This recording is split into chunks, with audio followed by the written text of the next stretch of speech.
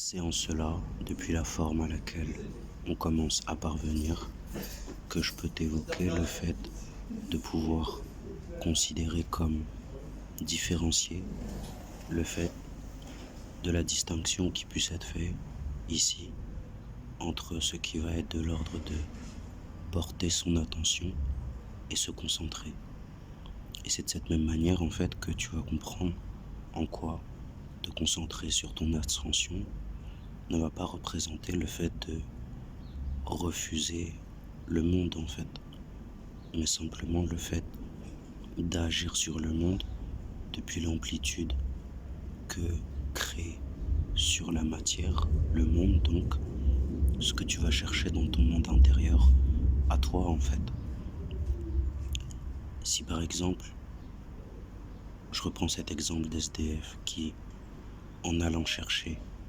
l'amour de soi en lui-même et en laissant de la place à Dieu sur ce chemin, va agir de façon qui pourra paraître divergente parfois même aux personnes qui peut-être n'en sont pas rendues là. Et en ce sens, et même sans parler ici d'opposition servante, des personnes pourraient envisager se placer à des endroits de sa trajectoire, disons, du mouvement finalement qui se décrit en fait dans le réel par sa vérité qu'il incarne comme étant une capacité donc pour ces personnes qui voudraient s'ingérer dans son quotidien au final,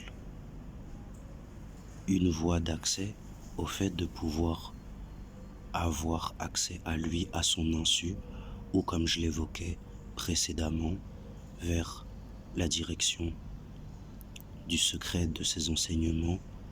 et qui plus est pourquoi pas de ce qui serait contenu quasiment dans son sang en fait, dans sa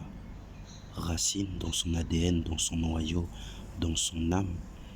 tout pendant que ces espaces seraient justement ceux au travers lesquels celui-là, celui-ci, celle-là ou celle-ci laisserait de la place à Dieu en fait pour s'exprimer dans sa vie. Et donc ainsi, quel en serait le devenir de ces personnes qui s'exposeraient au regard de Dieu à la vue de cet individu ici mentionné. Et cela ne serait pas de sa responsabilité à lui, n'est-ce pas?